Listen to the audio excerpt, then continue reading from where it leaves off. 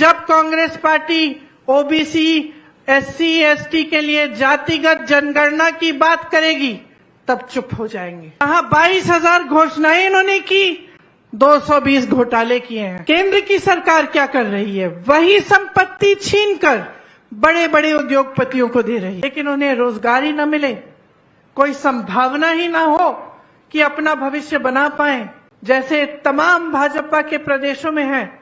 अब 84% OBC SC ST हैं, लेकिन आप जितने भी देश के बड़े बड़े आप देखो, चाहे आप उद्योगपतियों को देखो, चाहे मीडिया वालों को देखो, चाहे आप सरकार के सचिवों को देखो, चाहे कहीं भी देखो, तो ये 84% आपका प्रतिनिधित्व नहीं दिखता। जहां पे आप खड़े हैं उसे समझना इसलिए जरूरी है कि कहीं गलती से आप गलत चीज न चुन लें। मैंने कहा मैं मध्य प्रदेश गई, ये छोटी बात नहीं है कि वहां की जनता दुखी लगती है। जहां 22,000 घोषणाएं इन्होंने की, 220 घोटाले किए हैं, हर चीज में घोटाले। लेकिन केंद्र की सरकार क्या कर रही है? वही संपत्ति छीनकर बड़े बड़े उद्योगपतियों को दे रही है। तो अडानी जैसे जो बड़े बड़े उद्योगपति हैं, जिनको सारी खदानें दी जाती हैं, सारे बंदरगाह, सारे हवाई अड्डे, सारे बड़े बड़े कंपनियां, सरकारी कंपनियां, ये तो आपकी संपत्ति है जो दी जा रही है।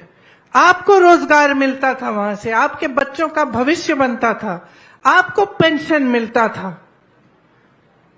तो ये सब संपत्ति जो आपकी है, ये इन बड़े बड़े उद्योगपतियों को सौंपी जा रही है, कौड़ियों की दाम पे बेची जा रही है, और देश की जनता कुछ कर नहीं पा रही है। देखती जा रही है कि एक के बाद एक, चाहे बीएचईएल हो, एचएएल हो, रेलवे हो, कुछ भी हो, एक के बाद एक बड़े बड़े उद्योगपतियों के हाथों में जा रही है। हम समानता की बात करते हैं, हम कहते हैं कि सबको शक्ति मिलनी चाहिए, सबको सत्ता मिलनी चाहिए। जो जनता की संपत्ति है वो योजनाओं द्वारा जनता के लिए कार्य करके, विकास करवा के जनता के हाथों में वापस जाना चाहिए। ये लोग कहते हैं उठा के अपने उद्योगपति मित्रों को दे दो, तभी तो बेरोजगारी बढ़ रही है, क्योंकि जहां से रोजगार बनता है वो सब माध्यम इन्होंने बंद कर दिए हैं। तो अब आगे भविष्य में क्या किया जाए? अगर आप सोच समझ के नहीं अपना वोट अपने विवेक से आप नहीं वोट देंगे, तो आगे जाके छत्तीसगढ़ में यही नौबत आएगी। जितना काम सरकार ने किया है, आज जितने बड़े बड़े काम आपके लिए किए गए हैं, वो सब ठप हो जाएंगे, सब बंद हो जाएंगे। आज आपके प्रदेश को देख के लोग कहते हैं छत्तीसगढ़ का मॉडल गुजरात मॉडल से कहीं अच्छा है। वो तो दिखावे का मॉडल था, उसमें सब सुनहरा दिखता था, लेकिन हमने देख लिया है कि क्या हुआ।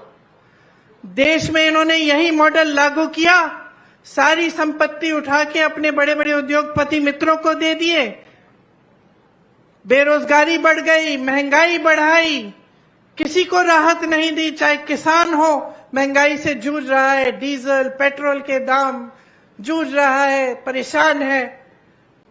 चाहे युवा हो, रोजगार नहीं मिल रहे हैं। क्या आप चाहते हैं कि एक ऐसी सरकार आए जो 22,000 घोषणाएं करे लेकिन एक काम न कर पाए? क्या आप ये चाहते हैं? क्या आप चाहते हैं कि जो छत्तीसगढ़ का किसान है वो इसी तरह परेशान किया जाए जिस तरह पूरे देश भर में भाजपा की सरकारें किसानों को परेशान कर रही हैं? क्या आप चाहते हैं कि आप मेहनत से अपने बच्चों को पढ़ाएं लिखाएं, लेकिन उन्हें रोजगार ही न मिले, कोई संभावना ही ना हो कि अपना भविष्य बना पाए, जैसे तमाम भाजपा के प्रदेशों में है? या आप चाहते हैं कि इस तरह की सरकार आपके यहां चले जो आपके लिए दिन रात काम करे? आपको समझना पड़ेगा कि आप कहां पे हैं और आगे आपको कहां चल के जाना है। अगर 5 सालों के लिए एक ऐसी सरकार आ जाए जो आपके हित में काम न करे, तो नुकसान किसी नेता का नहीं होगा, नुकसान आपका होगा, आपके बच्चों का होगा, आपके भविष्य का होगा। महिलाओं के लिए मेरी बहनें बैठी हैं, कितनी अच्छी अच्छी योजनाएं हैं, सब बंद हो जाएंगी क्योंकि महिला को आगे बढ़ाना इनके जहन में ही नहीं है। आप देख लीजिए, मध्य प्रदेश जैसे 18 सालों से इनकी सत्ता है मध्य प्रदेश में, क्या किया इन्होंने महिलाओं को आगे बढ़ाने के लिए? सबसे ज्यादा हिंसा वही है महिलाओं पे, हर रोज 17 बलात्कार होते हैं, सुरक्षा ही नहीं है। लेकिन चुनाव से पहले, चुनाव से 2 महीने पहले लाडली बहना योजना निकाल दी कि हम आपको आपके खाते में हर महीने थोड़े से पैसे डालेंगे। क्या समझते हैं कि महिलाएं बेवकूफ हैं? 18 सालों से आपने कुछ नहीं किया महिलाओं के लिए, चुनाव आ रहा है, 2 महीने पहले आपने योजना निकाल दी और आप सोचते हैं कि महिलाएं आपको धड़ाधड़ वोट दे देंगी। ये सोच है इनकी। और यहां की सोच, 10,000 गौठान बनाए हैं जिससे आपको रोजगार मिलता है, आपका हुनर बढ़ाया जाता है, आपको रोजगार देने का काम किया है। मैं बात कर रही थी बघेल जी से कि आरक्षण होना चाहिए महिलाओं के लिए सरकारी नौकरियों में। कहते हैं यहां तो पहले से है, यहां तो सबसे ज्यादा नौकरियां, सबसे ज्यादा सक्षम महिलाएं हैं। तो ये एक सोच होती है। सोच ये है कि आपको आगे बढ़ाना है, आपका विकास करना है। ये सोच नहीं है कि चुनाव आएगा घोषणा कर देंगे, लोगों को फुसला देंगे, चुनाव आ रहा है धर्म की बात कर लेंगे, लोगों का ध्यान भटका देंगे, लोगों के जज्बात धर्म से जुड़े ही हैं, हमें वोट मिल जाएगा, सत्ता में रह जाएंगे, बाकी बाद में देखा जाएगा। ये सोच नहीं है, ये भाजपा की सोच है और ये सोच हमने बार बार बार बार देखी है। एक मुख्यमंत्री आपके, एक सरकार आपकी जो आपके लिए काम करके दिखाना चाहती है, जिन्होंने जो कहते हैं कि मेरे से कुछ भी सवाल पूछ लो, समस्या है आकर बताओ, उसको सुलझाने का रास्ता मैं निकालूंगा। और दूसरे वो जो सिर्फ आपका ध्यान भटकाने का काम करते हैं। 2 चीजों में बहुत फर्क है बहनों, क्योंकि जब नेता को मालूम हो जाता है ना कि उसे काम करने की जरूरत नहीं है, कि चुनाव आएगा मैं कोई अच्छी सी घोषणा कर दूंगा, मैं धर्म की बातें कर दूंगा, लोगों में भय, दिलों में भय डाल दूंगा और बोलूंगा कि भाई तुम्हारे धर्म को सुरक्षित रखने वाला मैं हूं और धर्म के आधार पर मैं वोट मांग लूंगा तो मेरी नैया पार हो जाएगी। वो बहुत अलग तरह का नेता होता है। जो नेता समझता है कि अगर मैं काम नहीं करूंगा, अगर मैं जनता के साथ विश्वासघात करूंगा तो दोबारा जनता मुझे वोट नहीं देगी, तो मैं सत्ता में फिर से नहीं आ सकता। एक नेता वैसा हो जो मन में जनता के लिए श्रद्धा रखता है, जो जनता का आदर करता है, जो दिल से चाहता है कि जनता की समस्याओं का हल किया जाए, वो बहुत अलग तरह का नेता होता है।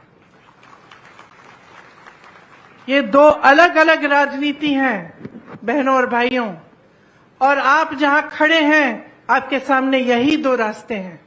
एक राजनीति जो आपका ध्यान भटकाएगी, जो आपको आगे बढ़ाने की बातें करेगी, लेकिन जब Congress party OBC, SC, ST के लिए जातिगत जनगणना की बात करेगी तब चुप हो जाएंगे।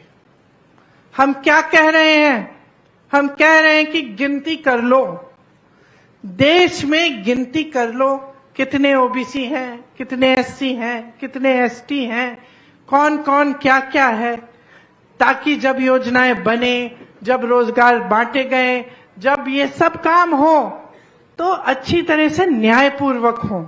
अगर गिनती ही नहीं होगी, अगर हमें मालूम ही नहीं कि हमारे गांव में कितने बच्चे हैं, कितने शिक्षित हैं, कितने नहीं हैं, कितने कुछ भी, ये गिनती नहीं होगी तो हम उस गांव का विकास कैसे करेंगे? तो हम ये सवाल उठा रहे हैं कि जातिगत जनगणना करो। बिहार में जब गिनती हुई तो पता चला 84% ओबीसी, एससी, एसटी हैं।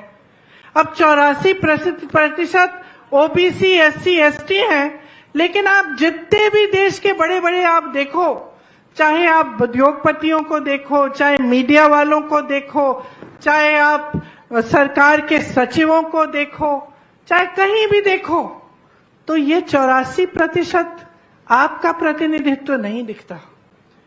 तो सारी हमारी कांग्रेस की पार्टी कह रही है कि गिनती करो। भाजपा जो सालों से कहती चली आ रही है कि हम ओबीसी वर्ग, एससी वर्ग, एसटी का उत्थान करना चाहते हैं, मना कर रहे हैं, कह रहे हैं कि नहीं करनी, गिनती ही नहीं करनी। अरे गिनती नहीं करोगे तो विकास कैसे करोगे? महिला आरक्षण की बात करते हैं, बिल पास कर देते हैं और धूमधाम से मीडिया बाजी, मोदी जी को सब महिलाएं नमस्कार कर रही हैं कि आपने क्या कर दिया, किसी ने नहीं किया आपसे पहले। बाद में पता चलता है कि ये पास तो हो गई, 10 सालों के लिए लागू नहीं होगी। तो 10 सालों के लिए महिलाओं को अधिकार ही नहीं मिलेगा। तो मीडियाबाजी हो जाती है, प्रचार हो जाता है, पब्लिसिटी हो जाती है, जमीन पर काम नहीं उतरता। बहनों और भाइयों, ये इनकी राजनीति है। और ऐसी नीतियां न हो जो आपकी सारी संपत्ति जो आपका है, आपके देश को, आपकी सत्ता को आपके हाथों से छीन ले और बड़े बड़े उद्योगपतियों को दे। यहां ओपीएस लागू है, जो सरकारी अधिकारी हैं वो सब जानते हैं, वहां मेरे पुलिसकर्मी भाई खड़े हैं, वो सब जानते हैं कि एक ही मांग है, एक ही मांग है आज इनकी कि हमें पुराना पेंशन दे दो। क्योंकि हम 20 साल काम करते हैं, दिन रात एक करते हैं, हम भी देश की सेवा कर रहे हैं, तो हमें बुढ़ापे में थोड़ी सी सुरक्षा चाहिए। इसीलिए तो हमने जब हम नौजवान थे हमने सरकारी नौकरी ली। आज आप कह रहे हो कि पुराना पेंशन नहीं मिलेगा और हमारा पेंशन सुरक्षित ही नहीं रहा। और इनकी भाजपा की सरकारों वाले प्रदेश में कोई सुनवाई नहीं है। जहां जहां कांग्रेस की सरकार है वहां वहां ओपीएस लागू है।